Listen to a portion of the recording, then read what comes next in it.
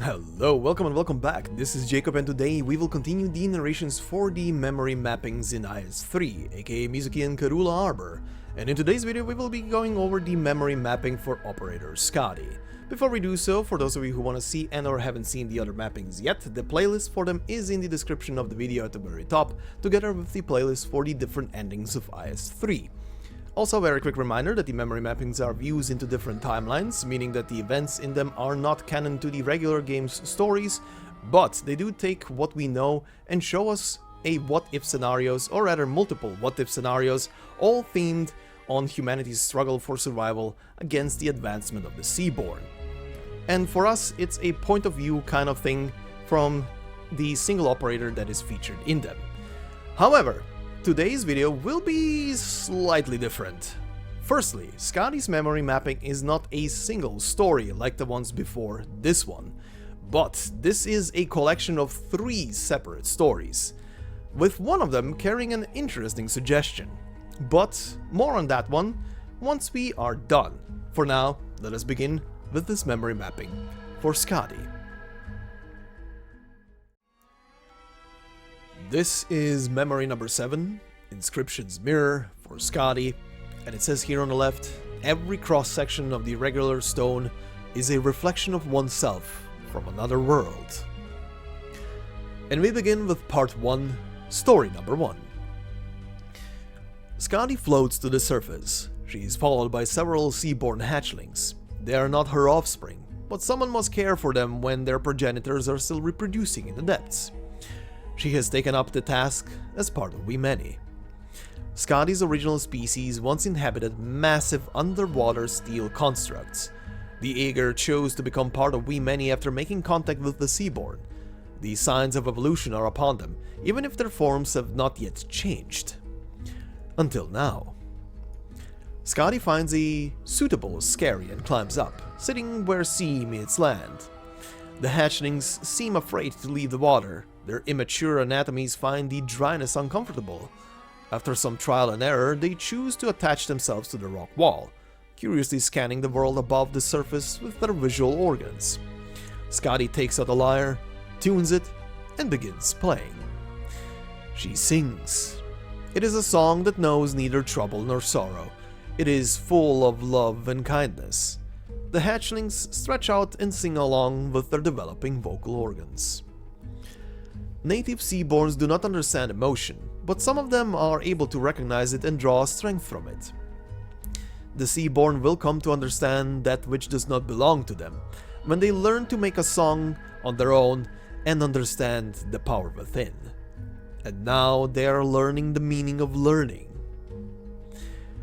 Hear, hear, Skadi sings. Part number 2, story number 2. Aegir's Abyssal Hunter project ended when the last hunter was assimilated.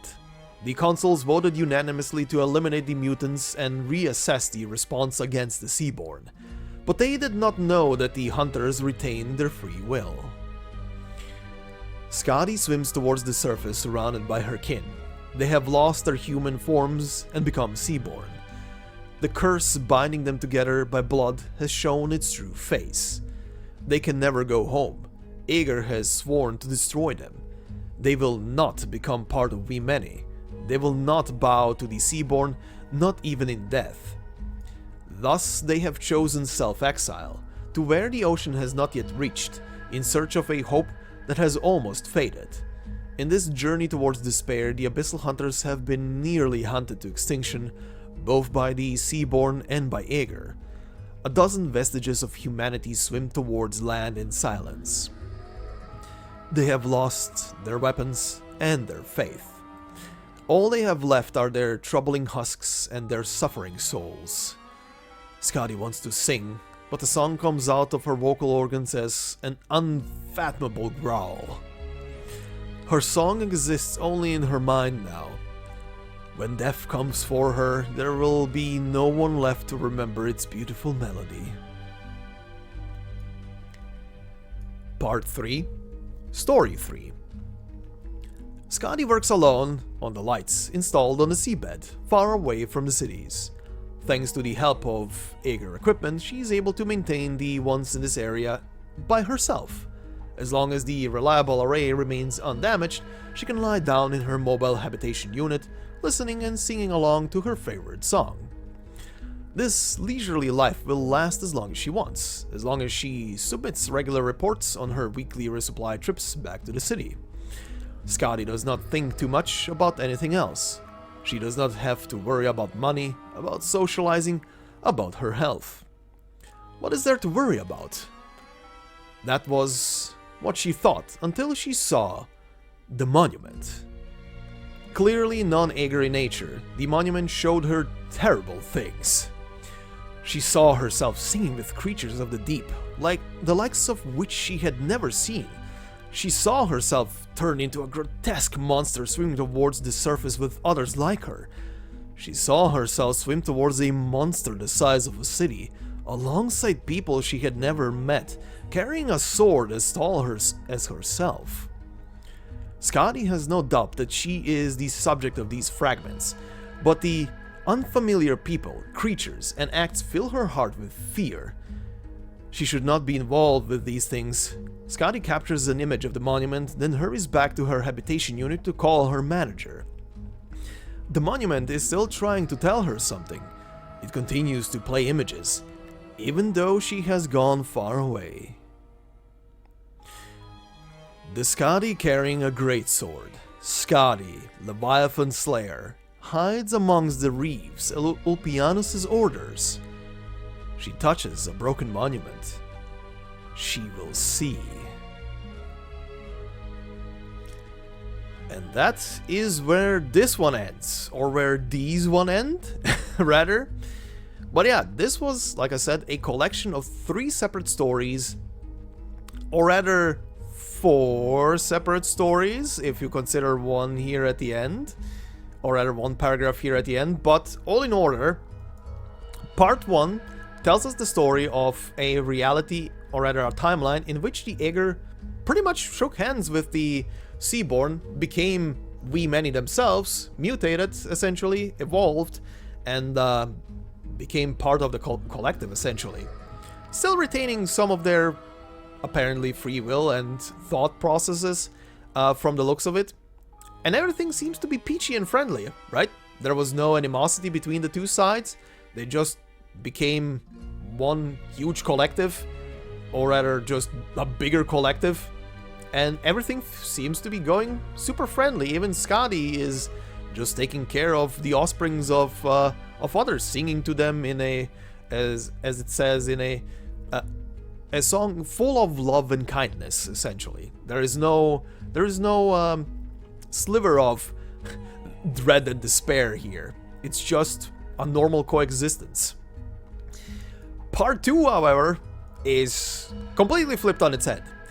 The Abyssal Hunter project in this timeline existed. The hunters became Seaborn essentially.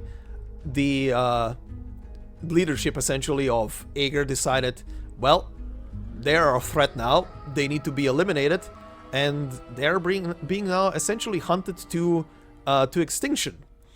The last of the Seaborn, together with Skadi, are Seaborn. The hunters with Skadi are pretty much running away and trying to escape, apparently to land, from what it sounds like at least, or maybe somewhere other in the ocean where they can just hide away and live out their lives in peace. But the sliver of hope is very thin in this one. They may or may not live, or something entirely else might happen. Who the hell knows? This one is completely flipped on its head. And then comes part 3. Now this one is very interesting. So yet in another timeline, we have yet another Skadi, who this time around, it doesn't sound like there are any kind of Seaborn in this timeline. As it is being described, she has never seen any kind of these creatures or heard about those creatures, but Aegir should know about them. But doesn't seem to be a thing in this timeline, at least that's what I'm interpreting from this one. She's just living a normal life. She's just maintaining the lights around the city, or rather in her little quarter of the seabed, getting paid, getting food. She's just living her life. Normal, everyday life, until she finds the very object that the Doctor essentially, and together with Mizuki, or rather with Mizuki's help, are using to see into the other timelines. Essentially the very object, the stele, that we are using to observe, to learn about these other timelines. This Skadi in this timeline finds it, and she sees all the things that we've just read through part 1 and part 2, but she also sees something amazingly interesting here. Quote, "She saw herself swim towards a monster the size of a city, alongside people she had never met, carrying a sword as tall as herself." Reminder, that is what canonically happened. That is the very thing, the Abyssal Hunters going against one of the giant Seaborn, aka Isharmla, slaying Isharmla, and as the story here continues towards the end, it cuts off here with the ellipses after the sentence of she's gonna go and inform her manager about the thing that she found, but also she keeps on continuously seeing images from the stele, even though she is swimming away from it at that point. But then we get a set of ellipses, and the tone suddenly shifts. And it shifts because, in my opinion, this last paragraph is from the POV, or rather background, of our Skadi.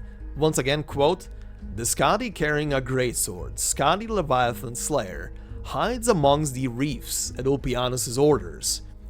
She touches a broken monument. She will see." And it cuts off.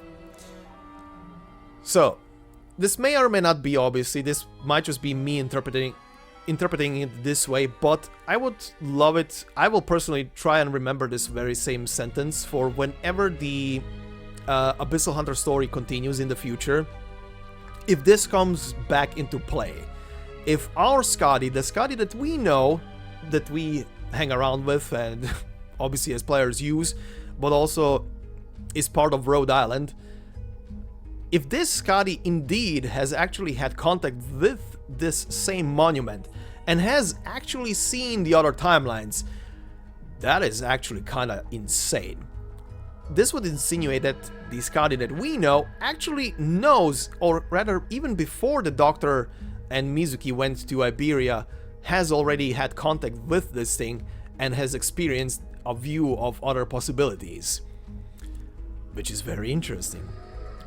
It would be interesting to look back on certain story moments. Obviously this was written way after, you know, the stories of Undertides and Undertides, Grani, and Stultifera Navis, but it would be interesting to look back and maybe certain moments of her reacting in a certain way to certain things might be seen in a different light now, considering this little, if this little paragraph gets taken into consideration. But again, this is my interpretation of it. There might be other interpretations of it as well, of course, but it is a good paragraph to keep in mind for, like I said, for whenever the Abyssal Hunter story, the Aegirian storyline, continues in the future. At some point, we have to get a continuation, right? IS3 is now complete as of this recording, and we should be getting something in the future at some point. Maybe the next anniversary story, who knows. Anyway, that will be it for today's one. Technically only two things left, one for this playlist, one for the ending of IS4, need to be still recorded, and then we have them all. But for now, all I can say is thank you very much for listening and watching.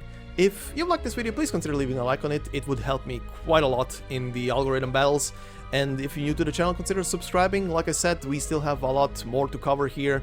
One more memory mapping, one more IS4 ending. The ending. The ending to end them all. Yeah, please look forward to that. And of course, if you want to support me and my work more directly, there are memberships on the channel. But like I always say, the memberships are purely there for direct support of me and my work, and no video ever will be behind a membership paywall. So yeah, thank you very much, and hope you have a fantastic day wherever you are, and I will see you in the next one. Until then, bye bye.